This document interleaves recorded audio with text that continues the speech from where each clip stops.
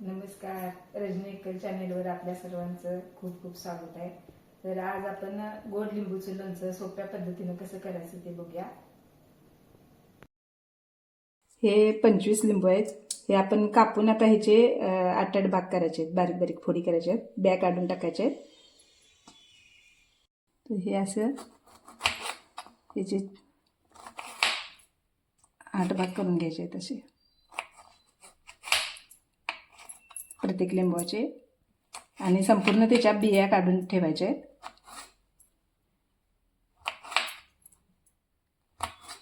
अशा पद्धतीने हेच राहिलेले पण सगळे लिंबू आपण ह्याच्या पण 8-8 फोडी प्रत्येकी करून घ्यायचे आहेत, आणि नंतर मग त्याला मीठ आणि हळद लावून आपण भरून ठेवायचं आहे. ते लिंबाच्या सगळ्या बिया काढून घेतल्यात फोडीमधल्या.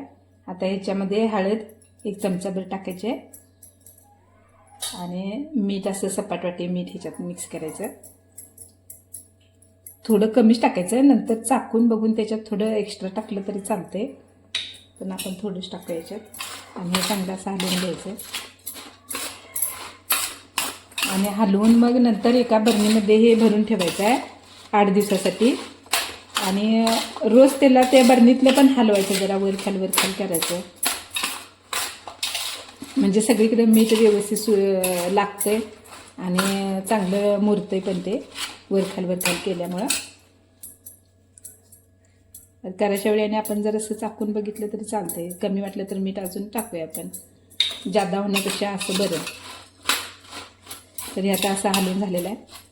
आणि आपण एका बरणीमध्ये आता काचेच्या किंवा प्लास्टिकच्या, जास्तीत जास्त काचेच्या बरणीत किंवा चिनीमातीच्या बरणीत हे भरून ठेवायचं आहे, किंवा प्लास्टिकच्या बरणीत पण भरले तरी चालते. हे असं ह्याच्यात भरून ठेवायचं.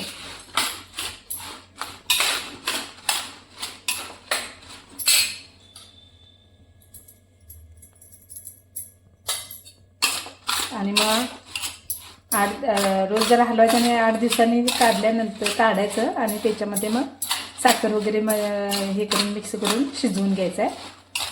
तर आपण आता हे भरून ठेवूया.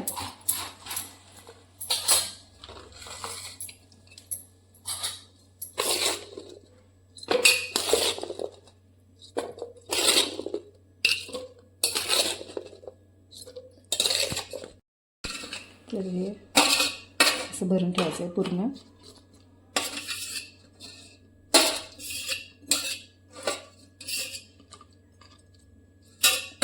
बरोबर ह्याच्यामध्ये मावलेलं आहे 25 लिंबूचं लोणचं.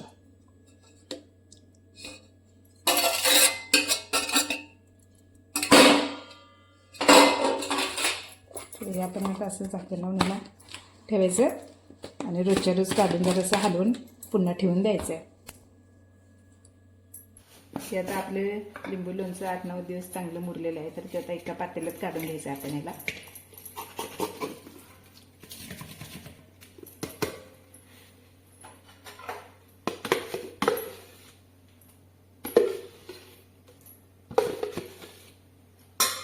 आठ 9 दिवसापेक्षा पण एका दुसरा दिवस इकडे तिकडे चढ झाला तरी चालतंय, 10-11 दिवस ठेवलं तरी चालतंय त्याला. ह्याच्यामध्ये आता ही 25 लिंबासाठी 1.25 किलो साखर घालायची आहे.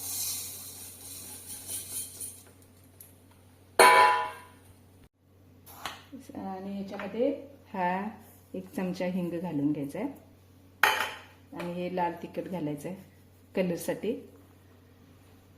चांगलं हलवून घ्यायचं.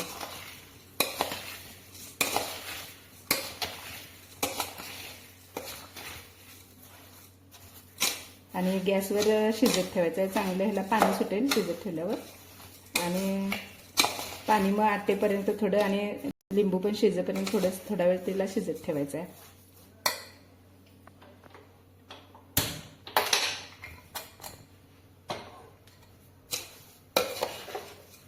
हे आता आपण असं ह्याला शिजत ठेवूया.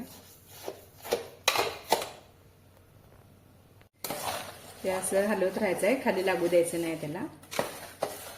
थोड्या वेळानं साखर जशी विरघळेल तसं ते पातळ होईल, आणि त्या पातळ झालेल्या ह्याच्यातच साखरेच्या पाण्यामध्येच लिंबू शिजेल थोडा वेळ. आणि थोडं शिजत आटत आल्यावर, शिजून झाल्यावर आटत आल्यावर गॅस बंद करून द्यायचा. हलवत राहायचं सारखं, नंतर लागतं ते खाली. हे आता असं चांगलं पातळ झालेलं आहे.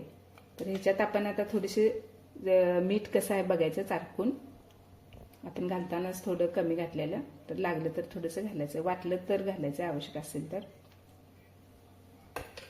कारण एकदम घातलं तर एखाद्या वेळी खारट होऊ शकते, म्हणून ज्या वेळेला आपण लिंबू मुरत घालणार असतो मीठ हळद वगैरे घालून, त्याच वेळी थोडंसं कमीच घालायचं आणि नंतर लागलं तर घालायचं.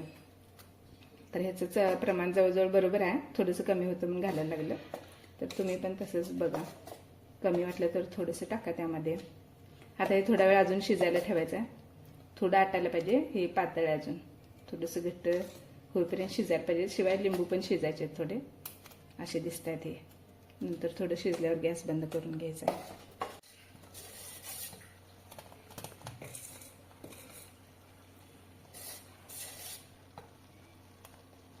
हे असं आता भरपूरच पातळ होणार आहे आणि नंतर जसं जसं आटेल तसं ते थोडंसं घट्ट होत जाईल.